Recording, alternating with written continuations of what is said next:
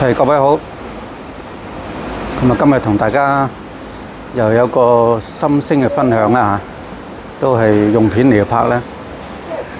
因為今日想分享嘅心聲，與其話係心聲，咁當然都係心聲嘅，因為呢段時間都係比較，你可以話重啲就話，可以話係壓住喺心裏邊嘅，都係離唔開過往一直同大家有分享開嘅對呢個世代、呢個世界嘅守望。咁諗翻，其實都好似有短短一啲嘅時間，好似冇同大家拍呢個守望時刻啦。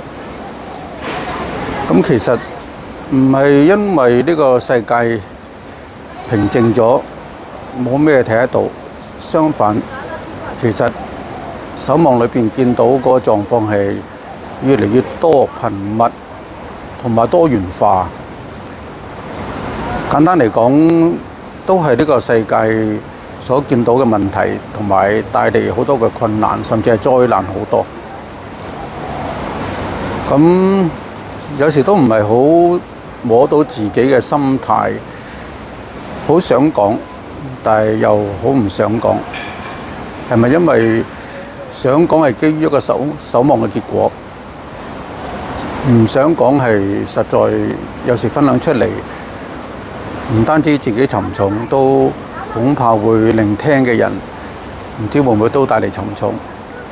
只不過咪就好似過往年輕嘅時候，我哋讀神學、讀聖經，咁唔單止自己嘅經驗，都係聽聞呢好多有一個情況係咩呢？就係人好怕讀先知書，係咪？唔知大家會唔會都有咁嘅感覺啊？咁當然呢個係對一啲有讀聖經人講啦，如果冇讀就根本咩都冇讀㗎啦。咁但係有啲嘅信徒係有讀聖經嘅，但係就會話都好驚讀先知書啊。咁講得比較淺啲，就係因為好似成日俾上帝鬧。咁就算唔係鬧啦，因為唔係一定個個咁多問題㗎嘛。如果自覺唔係咁多問題嘅，咁當然先知書嘅信息就唔係下下都覺得鬧自己嘅。咁但係佢事實係責備，係針對當時以色列整體嘅狀況嘅責備，所以個語氣上啊，或者所帶出嚟嘅信息啊，都係責備負面嘅比較多。咁因此多讀嘅時候呢，自然個感覺就係沉重。咁所以信徒你知㗎啦，有時讀經嘅時間已經唔多啦，每日抽少少時間讀聖經。如果都尤其是過往嗰時代，就讀開就唔會話讀下呢度讀下嗰度嘅，通常都成卷書咁慢慢讀落去。咁如果唔係略讀呢，咁你一日讀一章，有啲人讀兩章，咁你先知書閒閒地50-60章喎，你諗下讀成個月喎，成個月都咁嘅心情啊，咁係咪沉重呢？咁所以我都自覺會唔會都係呢個嘅原因？就係之前一段時間分享守望，咁都帶嚟個沉重感。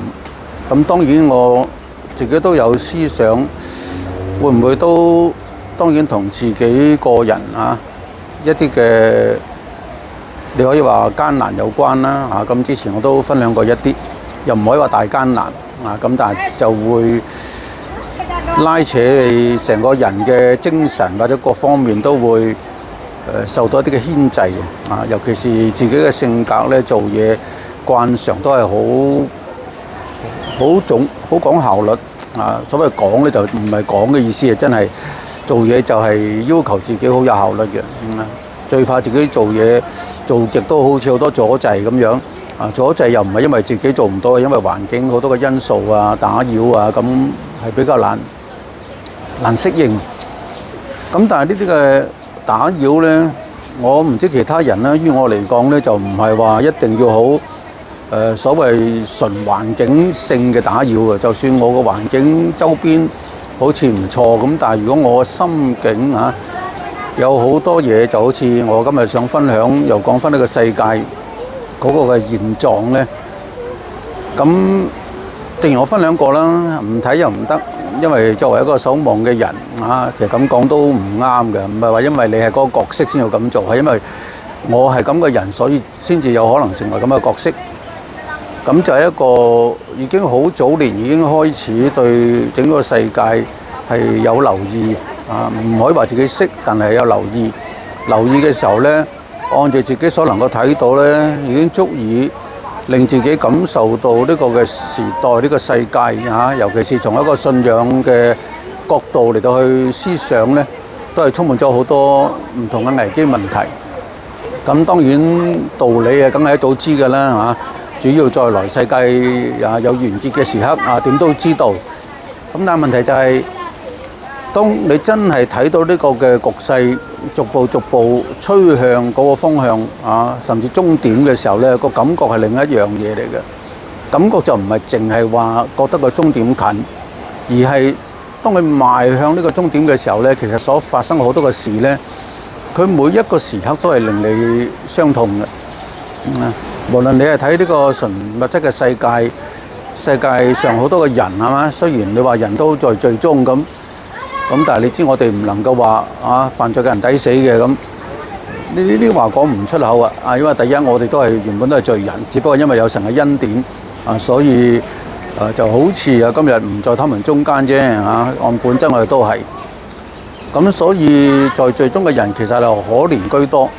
可憐當然有兩種啦，一種就係因為喺信仰之中佢哋係被罪權所壓制咁，所以唔到佢哋唔走錯路，甚至佢哋私人啊，無論生活各方面都係走歪。咁有時表面睇起上嚟就好似有啲嘢佢哋受罪係好似自己攞嚟嘅該得嘅。咁但係亦唔排除有啲人啊，至少按一般人睇嚟係無辜啊嘛。嗱，好似戰爭啊不斷爆發。咁嗰啲決定要開戰嘅人啊，就唔係一般嘅人；要打嘅人亦唔係一般嘅人啊。好多人都係手無寸鐵啊，甚至都唔知咩事啊，亦都唔知點解啊就會有戰爭啊！你忽然間一個導彈射過嚟咁，死咗都唔知咩事係咪啊？咁最慘唔係死咗，係旁邊嘅人死啊嘛。咁當你見到嘅時候、經歷到嘅時候呢，嗰種嘅艱難係好難想像。咁所以翻轉頭講今日嘅心聲，我一路解釋緊就係點解會一路壓住個心。雖然已經寫咗啲嘢原本可以分享嘅，但係結果今日係禮拜五啊，咁呢條嘅片應該聽晚出。咁啱啱打緊風啊嘛，香港都係啦嚇。咁但係今次呢個風比較特別啲嚇。咁掛完3號落翻1號，咁嚟緊。可能聽日咧，唔知會唔會再掛翻高啲嘅風球。咁啊，趁住今日風，因為由3號落翻1號咧，咁雨都唔多啊，微微雨啦嚇。咁所以都預計有幾日啦，落大雨都未必咁方便去拍片。咁所以今日出嚟坐一坐喺公園，咁坐低一陣都係一個幾好嘅環境嘅嚇。咁又可以拍片。咁所以今日禮拜五而家下晝3點半，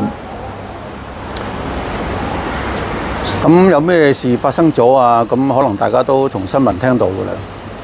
當然好多事啊！如果你唔單止淨係睇新聞，有留意埋其他嘅報導，咁啊真係呢個世界，即係講呢句話，好似近嚟成日講啊，就會話近來好多事。但係呢個近來呢，其實已經講咗好耐啦。啊，咁今日再講近來呢，就近到就係啱啱呢2日，係嘛？如果睇新聞，至少有幾件，你可以話大事啦，都唔知用咩詞嚟去形容啊。一就係撞機啦，係咪？印度嘅飛機一爬升就跌翻落嚟，咁啊200幾人就咁死。咁當然奇蹟有個人生還啦嚇。咁每逢呢啲事出現嘅時候呢，都係好難形容啊嗰個感覺啊！過往幾十年咁成日飛出去，咁我都有分享過，唔知因為有周圍飛呢，都會比較敏感於呢啲嘅新聞。咁過往幾十年時時出入呢，都喺前後都會聽到啲新聞嘅啊。咁結果啱啱琴日就睇見呢個新聞啊，咁當然直到今日都係好熱嘅報導緊啊。咁究竟咩原因啊導致呢班機會一起飛就跌翻落嚟啊？係係人有犯錯誤啦，因為亦話係飛機機件啦。因為大家都知道近來嗰個美國嗰個航飛機嘅公司都幾多飛機出問題。咁但係咪機件呢？係零件呢？咁係咪因為呢個嘅時代周圍都經濟收縮？咁亦都有好多人分析呢個係一個原因，導致自然一個飛機製造嘅過程、維修嘅過程，好多嘢都好似冇以往有咁足夠嘅資源。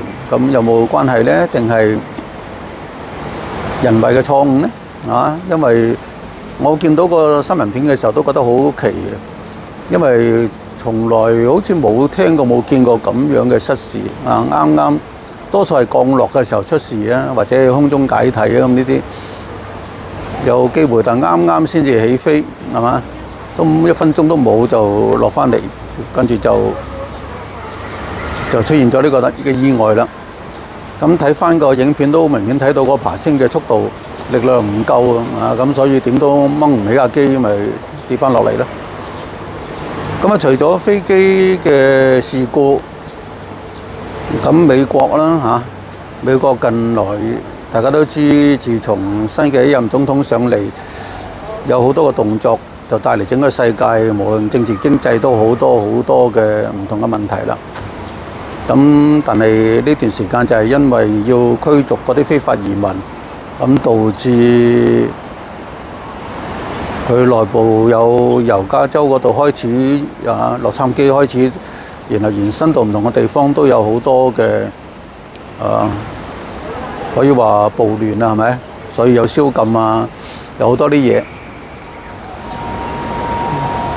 咁當然由美國嗰個無論係政治經濟一啲嘅套路，然後帶出嚟嘅影響，之前都有講過，所以又唔算係新事。咁之前有分享過經濟忽然間，咁我哋香港都受影響係咪？忽然間息口跌到差唔多冇係咪？或者係短短幾個禮拜。咁當然一般人睇息口淨係睇儲錢多啲收入多啲利息定係冇啫嚇。咁但係其實呢啲息口忽然間有咁大嘅變動，背後對整個經濟嘅影響究竟係咩嘅問題呢？其實可以影響得好深入意思就話可能背後有一個幾大嘅問題。咁到底呢個問題會帶嚟整個世界嘅影響有幾大有幾多呢？嗱，而家真係好難説得清因為佢唔係某一個地區嘅經濟嘛，由美國牽動呢，咁成個世界都受影響。咁當然有啲人覺得呢個係好嘅影響都唔定係嘛。咁總之有影響有改變。咁但係政治嘅層面當然更加混亂。咁之前我有記得有講過世界嘅戰爭嘅局勢呢，其實好嚴峻啊嘛。咁當然你可以話同美國有關啦咁但係美國都唔承認咁就係另外一單新聞，就係呢個應該我哋冇理由唔關心啦，因為以色列有關啊嘛，就空襲伊朗。之前就講到都係一啲代理人嘅戰爭咁代理人起初都係打呢個加沙地帶啫係嘛，但係而家搞下啦，就直接之前雖然都話有啲咁嘅聲氣㗎啦，咁但係啱啱新聞就出嚟咧，直情就真係轟炸伊朗嘅本土，咁即係呢個明顯就已經係發動戰爭，已經係開戰嘅。咁以色列同伊朗開戰，咁始終係心聲，我就唔能夠講得太多啦。咁但係由我讀神學嘅時代開始對伊朗已經即係呢方面嘅消息好敏感啊嘛。我記得嗰陣時讀神學嘅階段就啱啱咩綁架人質係嘛，美國一啲嘅人質被綁架，要去拯救唔成功失敗嗰啲咁嘅消息。嗰陣時自己好年輕啊，唔係好懂咩政治，但係因為讀得神學咧，就點都要跟人一齊去聽，一齊去留意。咁但係經過呢幾十年咧，即係琴晚咁樣睇嗰啲嘅新聞，嗰啲爆炸場面，而且唔係淨係一般嘅轟炸嗰個轟炸直情將伊朗係集中打佢最核心嘅一啲嘅基地，然後都死咗一啲其中最高級嘅人。咁你話帶出嚟嘅會係點呢？係全面嘅戰爭爆發。咁如果你話淨係以色列、伊朗雖然唔係小事，但你都可以看為小。如果你覺得同你冇關，咁但係其實如果佢真係純粹一半嘅代理人，咁背後牽涉嘅呢就變咗就係美國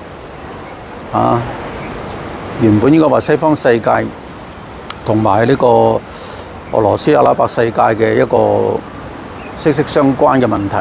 咁但係到而家呢就變得唔能夠講得咁籠統，因為歐洲世界究竟係咩立場因為已經經過多年好多文化嘅衝擊，令到佢哋內部已經有好多個分歧，係咪真係咁企喺美方呢？咁呢個好難講。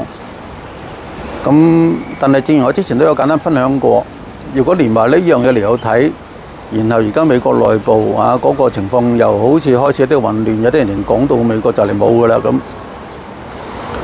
咁加上即係中東戰爭又爆發，咁你係咪同我哋一路講緊個末世預言嗰個嘅情景好多嘢好相近近就係一路解釋唔到，就係其一就係美國失勢啦，好似末世嘅預言冇佢份，咁甚至嗰個預言到第三次世界大戰聖經裏面所講嗰個哈米吉多頓咧，都從來冇講美國嘅，主要都係講到歐洲嘅世界，然後東方嘅諸王南方北方嘅軍隊，好似呢個世界就好似美國消失咗，至少喺呢個戰爭政治舞台上咧就唔係好覺佢。咁當然唔同人有唔同嘅解釋。咁但係而家我哋見到今日呢個形勢咧，就不得不讓我哋想到，如果按住傳統一種嘅好似難以明白末世預言、末世嗰個嘅局勢嘅一個嘅分析，以往好難解釋，但係而家嗰個現實就俾我哋睇到越嚟越似，越嚟越近。咁當然啦即係頭先咁講一講，已經包括咗有空難，咁呢啲嘅災難多到咧，連台灣地震6點幾級喎，係嘛？我有冇睇錯啊？因為我都可能我都唔係話每時每一睇新聞啦，即係總之又唔覺得好熱烈咁播咯，咁只係稍為睇到咁6.4級嘅地震都唔係少㗎啦咁但係都好似當冇嘢啦，係咪？咁因為比對起忽然間爆發嘅戰爭同埋嗰個美國本土嗰啲嘅問題帶嚟周邊經濟同埋好多嘅影響咧，好似連地震都變得小事。所以弟兄姊妹喺呢啲嘅分享嘅裏頭咧，我真係純粹講下自己嘅心事啫但係心事就冇結論嘅心事只係因應周邊所睇到嘅嘢帶嚟唔同嘅感受，但係呢個感受都好難說得清。總之就唔係真係咁好受，係嘛？同我哋過往一段長時間雖然我哋每一年都有唔同嘅困難，但係相對咧就好少會因為呢個世界整體呢啲嘅挑戰而帶嚟一種沉重感嘅但無論點樣即係喺我哋今日所活嘅時代咁加上又打風啦咁今年嘅風算係嚟得遲，咁但係喺呢個打風嘅日子，風雨飄搖嘅時候係嘛？睇翻呢個世界，又好似另外有一番嘅滋味過往呢幾年即係喺香港都好多人都會經歷唔同嘅難處，然後有好多個變動嘅過程一定有困難，最難就係唔容易適應。講到唔容易適應已經太容易㗎啦即係有時講唔上適應呢兩個字幾乎對於好多人嚟講，呢啲嘅改變唔係淨係話搬下屋或者轉份職業咁簡單，有好多個改變由之前嘅疫情開始幾年即係我翻唔到香港，咁當然呢個只係一個講法啫，其實就唔係話好難嘅，翻唔到咪翻唔到咯，係咪？咁只係處理一啲嘅問題。咁但係於好多人嚟講咧，嗰個嘅難由嗰陣時開始，就整個生活、人生都好似去咗嗰個拐點啊，轉咗另外一條路，究竟係咩路都唔知啊，所以連講適應都好似太容易啦，因為根本唔知嗰條路嚟緊會點。因為呢個世界呢幾年變化太大啊嘛，係嘛？即係好似你搬去一間新屋或者搬去一個新嘅區啊，但係你一搬到去嘅時候呢，成個區就忽然間好似失控咁樣，咁要適應就真係好難。所以無論點樣啦，喺我哋呢個頻道裏邊，始終我哋都係翻到信仰嘅裏頭，從信仰睇呢個世界，從信仰回應呢個世界，更重要從信仰去面對呢個世界。咁面對即係話，我哋都要靠神嘅啦。咁講出嚟容易，咁但係事實又必須咁講。唔靠神，我哋可以靠咩？係咪？靠自己，從來都唔覺得自己好可靠，因為好小事你都未必能夠勝得過，係咪？尤其是自己年紀大咗，好多小毛病，係嘛？少少嘅毛病就冇咩嚴重，但係已經影響到你好似食唔安、坐唔落咁樣，做咩嘢都好似受影響啊！即係呢個唔係情緒，我都唔係搞情緒嘅人，但係佢就係整住你啊，令你冇辦法好好生活。咁即係小毛病啫嚇。咁如果係再大啲嘅毛病又如何呢？世界都係咁樣。咁世界而家呢啲係叫做小毛病定係大毛病咧？咁如果未直接影響到我哋當係小毛病。咁如果有一天大嘅問題出現又如何呢？所以如果唔係仰賴神，我哋又可以點呢？感謝神嘅就係過往好長時間我一直都強調一種嘅信仰，就係以神為本。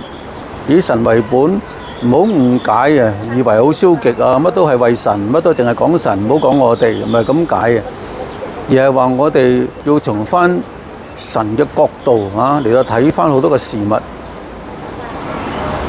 以神為本，其實唔係於我哋嚟講，包括心境、情緒各方面，唔係一種好負面嘅結果嚟嘅。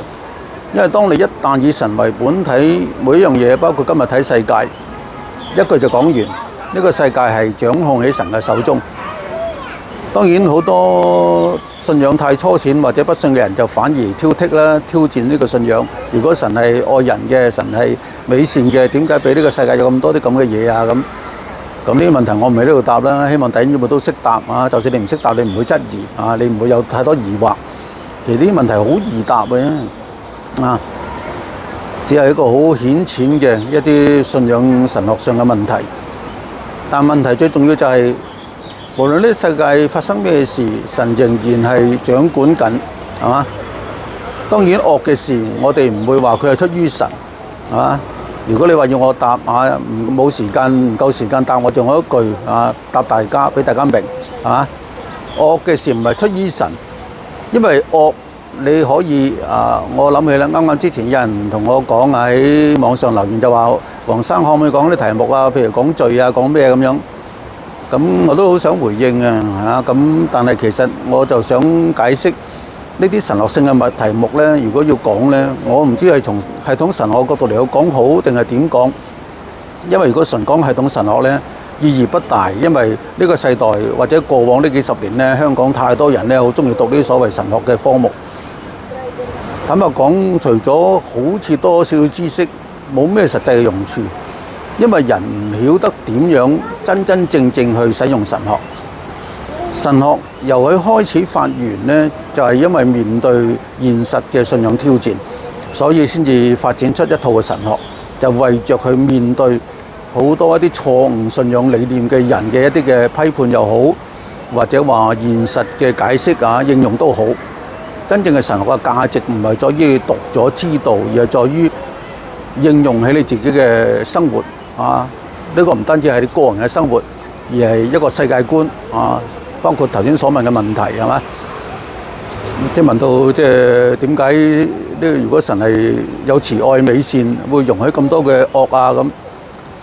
咁當然我話過啦，如果要解釋用知識嚟講好耐但係簡單一句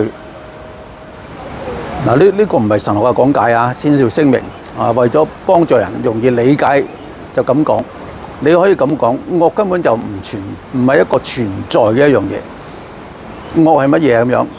我意思大家要明啊，唔係話呢個世界冇惡啊。所謂唔存在咧，你要明白，佢係一種嘅缺陷。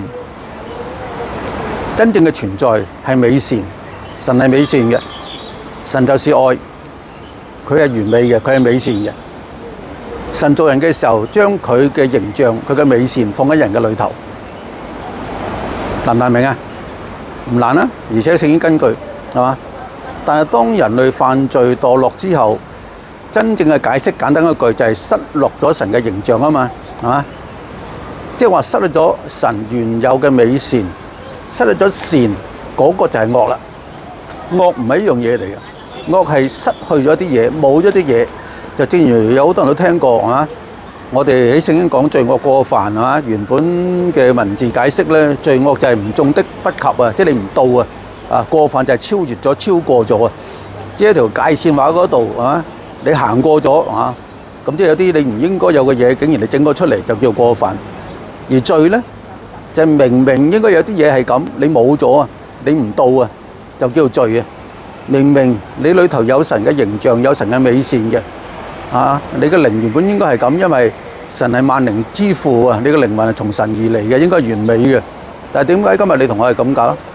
你同我係咁係因為我哋冇咗神嘅美善，冇咗佢呢種嘅屬性啊！呢個神原本賦予俾我哋嘅美善啊！呢個為之罪啊！所以我希望咁簡單一句，大家至少你個悟性上稍為能夠理解。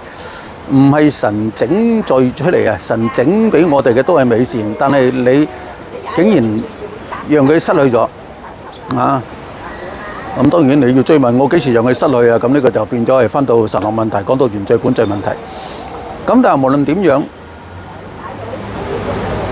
我哋從神嘅角度去睇呢個世界，以神為本嘅信仰，意思即係話，就算我哋人啊，包括我哋啊，已經係好不濟啊。讓我哋裏頭原有個美善失去，係嘛？就算你話我哋已經得救啦、信主啦、重生啦，但係重生我哋只不過係重新得著呢個嘅聖靈，但係呢個嘅生命嘅本質咧，仍然啊喺一個成長趨向成熟之中。我哋嗰個舊亞當老我啊，仍然啊喺裏頭同我哋鬥爭緊啊。咁當然呢個我亦冇辦法講啦，呢啲神學性嘅問題。但係現實嚟講啊，所以。當我聽見有啲嘅肢體話想聽呢啲嘅題目嘅時候，我係好想講，但係最大問題就係我係唔想用一種神學嘅課程形式嚟講，因為實在係好似講得好重，實在係冇用啊！知道又如何呢？改變唔到自己，亦改變唔到世界。所以我講神學呢，我係中意從一個應用性角度嚟講，究竟唔同嘅神學思想點影響我哋對唔同嘅事物嘅睇法，以致帶嚟唔同嘅反應，甚至影響我哋嘅心情，啊，改變我哋面前應該改變嘅嘢。咁呢個就係神學真正嘅價值。所以我再翻嚟講到，如果我哋以神嘅角度嚟睇，以神為本睇呢個世界，冇錯，今日呢個世界係好混亂。好多讓人擔心啊、痛心嘅嘢，但係神仍然在掌管。意思即係話簡單嗱，其實當然要講嘅可以好多。簡單嚟講，即係話仍然係朝向神原本嗰個完美嘅旨意嗰個目的地而去。只不過喺中途必須要經過啊呢一步一步嘅關卡，神容許呢啲嘅關卡出現。點解神容許？當然每一個你都可以作仔細嘅猜測或者推敲解釋。咁有好多係我哋今日未必能夠清楚明白，咁但係縱然唔清楚，但係你淨係知道神喺度掌管緊啊！神係唔會白白讓我哋屬佢嘅人受苦。如果神要讓我哋受苦，當然係帶咗一個美好嘅意志。就算讓世界受苦，亦係當然咩為之美好，就唔係你所想嗰種純眼前感受上嘅美好。咁呢個係另一個嘅問題。但係正如我所講，如果你信得過神，信神就係信，信就係信，信得過佢啊！如果信裏邊帶住質疑嘅，一唔啱我哋口味，一有我哋唔明嘅就質疑，呢個係不信，呢個唔係信。咁你話人係咪盲從咁信啊？盲目咁信啊？即係當傾偈咁講咧，你嚴重嚟講話係都冇問題噶嘛？咩意思啊？因為我哋信一個人都係咁嘅。你起初你會有好多質疑，但係當你一旦對一個人認識咗啦，到嗰地步你完全信任佢啦，你就開始盲目噶啦。因為每一個人一啲嘅做法、一啲嘅想法，其他嘅人係唔易明嘅。你話要明白晒先信，要解釋完你先開始考慮係咪信，你一定有結果，你就冇辦法跟佢啦，啱唔啱啊？咩叫跟啊？跟從神，每行一步，每轉一個彎，都要解釋到你明白之餘，仲要你都覺得啱，然後先行，咁唔叫跟啦。所以一旦你話你願意跟隨主，呢個跟係喺信之後，信呢，嗱，即係呢個就係一個應用性嘅講法啦。神學性係唔可以咁講嘅。你話係盲從咧，都有點啱嘅，係嘛？即係你黑埋隻眼跟咯。佢話呢邊咪呢邊咯，嗰邊嗰邊咯。你話點解咁啊？點解唔同我解釋啊？乜解釋你唔明咯？講得比較清楚明白啲。我哋蠢咯，係嘛？講得比較好聽啲，我講過啦，聖經嘅名句，神嘅道路高過我嘅道路，因為神嘅意念高過我哋意念啊嘛。呢句講得好好聽係咪？金句係嘛？但係其實譯翻做我哋嘅廣東話識唔識譯啊？即係我哋蠢咯。神嘅意念高過我哋意念，即係我哋蠢啊！我哋分辨唔到啊，唔知邊條路啱啊！話埋俾你聽，你都唔知點解咁叫啱啊！所以佢只能夠俾條路你行，你就跟啦，係嘛？神嘅道路高過你嘅路，係嘛？高得嚟你照行。你話解釋下得唔得啊？解釋你都唔明啊，因為意念你太低，蠢啊，解唔明啊。咁點算啊？信咯。咁點解我要信佢啊？因為從開始你已經有無數嘅經歷，知道呢位神係點樣愛你咯。所以你冇咩值得質疑佢嘛？呢啲話係咪個人能夠領受得到？我唔敢講但係於我嚟講，由我初信開始，1年之內我已經到呢個地步。所以咁多年以嚟，你當我係盲從跟住都 OK 嘅，係嘛？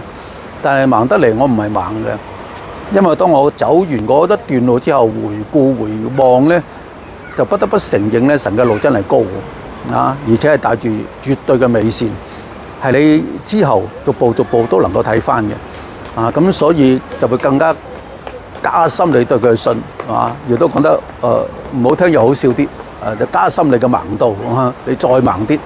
無論神點帶你就點去，因為佢從來都唔會誤事啊嘛。所以無論點樣啦咁今日就係咁樣心聲啦講下呢個世界嘅情況，講下心情，講下自己因為呢個世界而嚟好多心中嘅艱難之餘但係又同時感受到神自己嘅可信，亦都係一個自己憑信，亦都係賴神而繼續活向面前嘅一種嘅信仰。都希望大家可以，就算你話我唔想照抄黃生，我至少希望大家一樣同我一樣可以經歷到神呢一種嘅恩以致有力繼續向前行，好嘛？咁不知不覺半個鐘啦所以分享今日只能夠到呢度，有機會再同大家嚟到分享，好？拜拜。